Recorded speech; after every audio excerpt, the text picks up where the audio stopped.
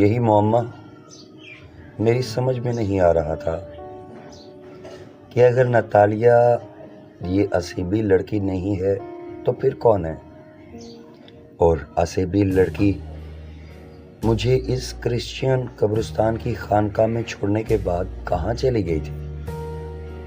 Natalia کے بارے میں بھی مجھے یقین تھا کہ یہ بھی ایک بدروح ہے، مگر وہ مجھے پسند کرتی ہے اور اسی وجہ سے اس نے مجھ سے بیاہ رچایا ہے، جبکہ میں ہرگز اسے اپنی بیوی سمجھنے کو تیار نہ تھا۔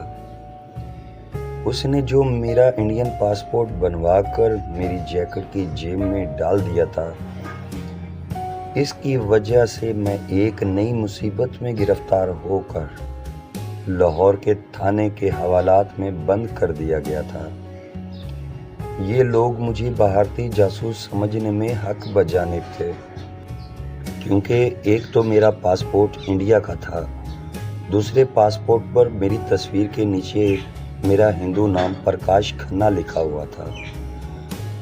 میں تو نتالیہ کو راولپنڈی کے شور ہوٹل میں چھوڑ کر بھاگ گیا تھا اور انڈین پاسپورٹ کی وجہ سے پولیس کی قید میں پھنس گیا تھا، لیکن اس بات پر بھی مجھے تعجب تھا کہ غیر انسانی طاقت رکھنے کے باوجود نتالیہ ابھی تک میرے پاس کیوں نہیں پہنچی۔ وہ تو بدروح تھی، بڑی آسانی سے پنڈی سے لاہور اڑ کر آ سکتی تھی اور مجھے اپنی قبضے میں کر کے واپس جہاں چاہے لے جا سکتی تھی۔ دوسری طرف جیسا کہ میں پہلے بیان کر چکا ہوں، مجھے روہنی اور سلطانہ کی بھٹکتی ہوئی روح کا بھی خیال آ رہا تھا۔ روہنی سے مجھے ایک لگاؤ سا ہو گیا تھا۔ وہ کئی سالوں سے میرے ساتھ تھی اور اس نے ہر مشکل وقت میں میرا ساتھ دیا تھا اور میری مدد کی تھی، مگر اب وہ خود اپنے اور میرے مشترکہ دشمن پجاری رگھو کی بدروح کے قبضے میں تھی۔ وہ بیچاری میری مدد کرنے سے معذور تھی۔ میں انہی خیالوں میں گم لاہور کے ایک پولیس اسٹیشن کی دوسری منزل کی کوٹری میں قید کی حالت میں پڑا تھا، کیونکہ مجھ سے انڈین پاسپورٹ برآمد ہو چکا تھا اور میں اپنے آپ کو بھارتی جاسوس نہ ہونا ثابت نہ کر سکا تھا۔ میرے پاس کوئی ماروائے انسانی طاقت تو تھی نہیں کہ پولیس کی قید سے غائب ہو کر نجات حاصل کر سکتا۔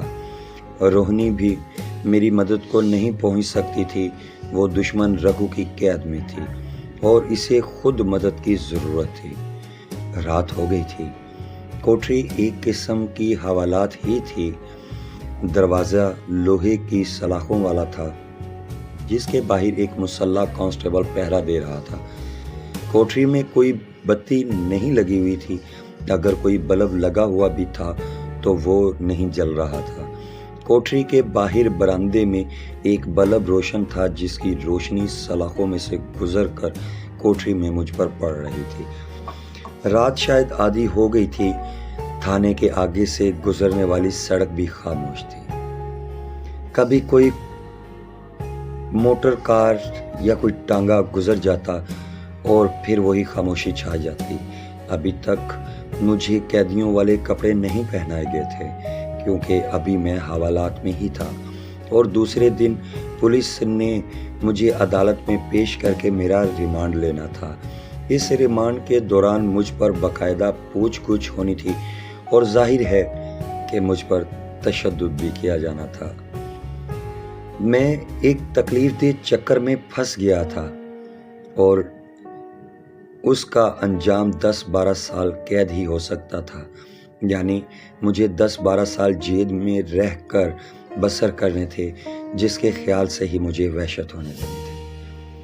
میں نے آنکھیں بند کر کے خدا سے بڑی دعا مانگی کہ یا اللہ پاک مجھے کسی وسیلے سے اس عذاب سے نجات دلا دے۔ میں آئندہ کوئی ایسی حرکت نہیں کروں گا جس کے بعد مجھے پچھتانا پڑے۔ خدا کے حضور دعا مانگنے سے مجھے کچھ حوصلہ ہو گیا اور میں سوچنے لگا کہ میری نجات کا کوئی نہ کوئی سبب ضرور بن جائے گا۔ میں کوٹری کے کونے میں ایک پرانے کمبل کے اوپر لیٹا ہوا تھا۔ ایک پرانا کمبل میں نے اوپر لے رکھا تھا۔ نیند غائب تھی۔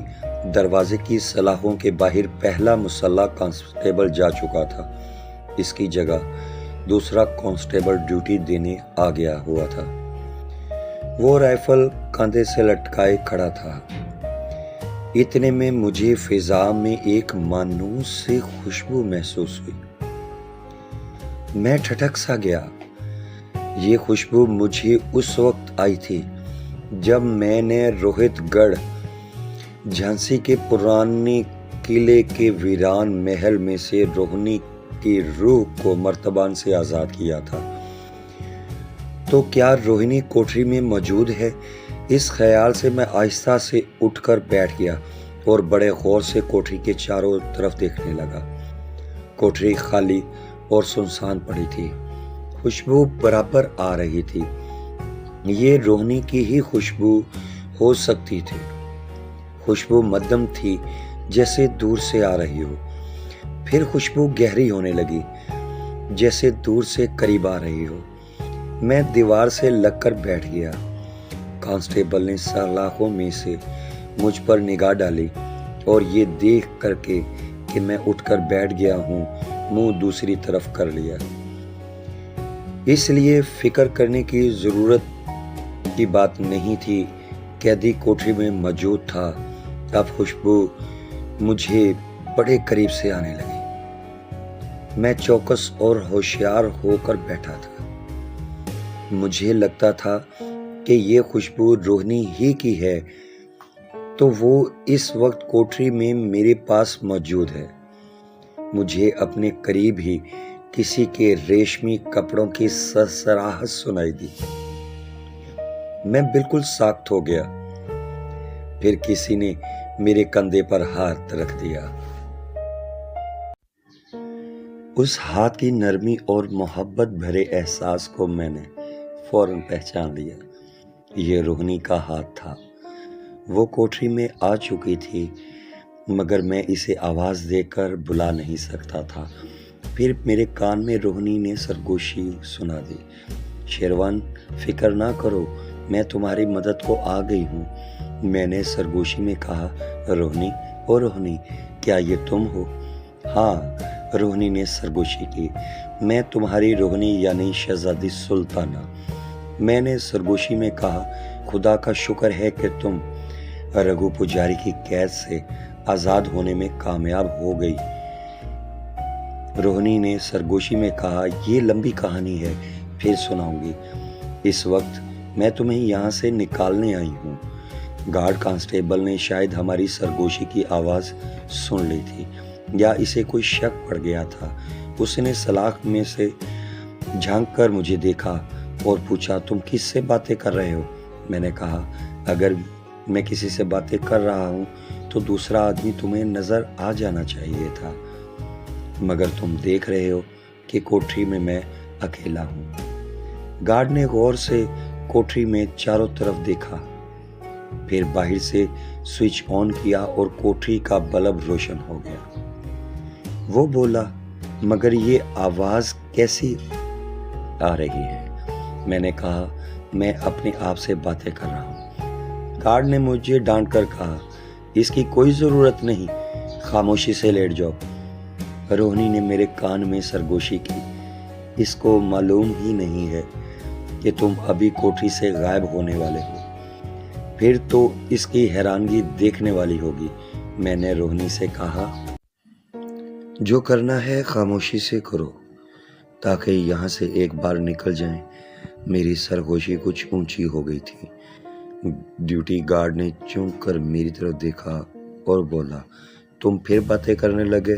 تمہیں کہا ہے خاموشی سے سو جاؤ۔ خدا جانے روہنی کو کیا مذاق سوجا۔ اس نے پوری آواز میں کہا، قیدی مجھ سے باتیں کر رہا ہے، تمہیں کیا اعتراض ہے؟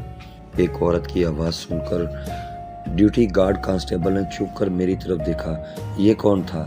میں نے کہا، میں ہی عورت کی آواز میں بول رہا تھا۔ کانسٹیبل کو میری بات کا یقین کرنا ہی پڑا، کیونکہ کوٹری میں اسے روہنی دکھائی نہیں دے رہی تھی نا۔ میں نے روہنی کو سرگوشی میں کہا، روہنی خدا کے لیے کوئی ایسی ویسی حرکت نہ کرنا۔ روہنی نے پوری قوت میں آواز میں کہا، کانسٹیبل میں قیدی کو لے جا رہی ہوں، لیکن میں یہ نہیں چاہتی کہ بعد میں تم پر الزام لگے کہ تم نے قیدی کو رشوت لے کر بھگا دیا، اس لیے فوراً نیچے سے پولیس انسپکٹر یا تھانے دار کو اوپر بلاؤ تاکہ میں ان کی موجودگی میں قیدی کو لے جاؤں۔ کانسٹیبل پر ایک عجیب سی کیفیت طاری ہو گئی تھی۔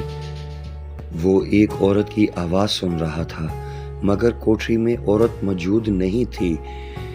اس نے وہیں سے کسی کو آواز دے کر کہا، خدا داد، خدا داد، ایس ایچ او صاحب کو فوراً اوپر بھیجو، اوپر گڑبڑ ہو گئی ہے۔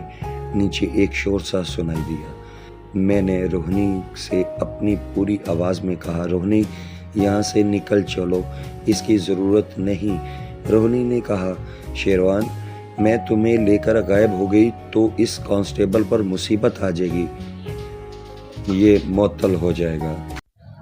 ایک بھارتی جاسوس کو فرار کرانے کے الزام میں ہو سکتا ہے بیچارے کو قید بھی ہو جائے، اس لیے تھانے کے ذمہ دار افسروں کے سامنے میں تمہیں غائب کرنا چاہتی ہوں تاکہ اس سپاہی کی جان بچ جائے۔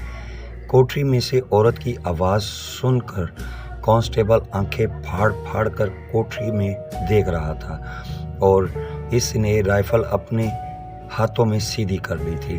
اتنے میں برآمدے میں سے بہت تیز تیز قدموں کی آواز سنائی دی اور پھر تھانے دار اور 4 سپاہی دروازے پر نمودار ہوئے۔ کیا بات ہے؟ تھانے دار نے گارڈ کانسٹیبل سے پوچھا۔ کانسٹیبل نے کہا، سر کوٹری میں سے کسی غیبی عورت کی آواز آ رہی ہے، وہ کہہ رہی ہے قیدی کو لینے آئی۔ تھانے دار نے پستول نکال کر ہاتھ میں پکڑ لیا اور میری طرف سلاخوں کے پیچھے سے دیکھا اور بولا، اندر تو کوئی عورت نہیں ہے، تم سو تو نہیں گئے تھے؟ کانسٹیبل نے کہا، نہیں سر، میں جاگ رہا ہوں۔ میں نے جاگتے میں عورت کی آواز سنی تھی، اس نے کہا تھا کہ اپنے افسروں کو بلاؤ، میں ان کے سامنے قیدی کو لے جانا چاہتی ہوں۔ تھانے دار نے کانسٹیبل کو ڈانٹ پلاتے ہوئے کہا، تمہارا دماغ خراب ہو گیا ہے، تم ڈیوٹی دینے کے لائق نہیں رہے ہو۔ اسی وقت روہنی نے اپنی پوری آواز میں کہا، تھانے دار صاحب بیچارے کانسٹیبل کو کیوں ڈانٹتے ہو؟ اس کا کوئی قصور نہیں ہے، میں نے ہی اسے کہا تھا کہ اپنے افسروں کو بلاؤ۔ غیبی عورت کی آواز سن کر تھانے دار بھی ایک بار ہکا بکا سا رہ گیا۔ روہنی نے کہا، حیران ہونے کی ضرورت نہیں ہے، میں کوٹری میں موجود ہوں مگر تم لوگ مجھے دیکھ نہیں سکتے ہو۔ جس آدمی کو آپ لوگوں نے پکڑ رکھا ہے وہ کوئی بھارتی جاسوس نہیں ہے،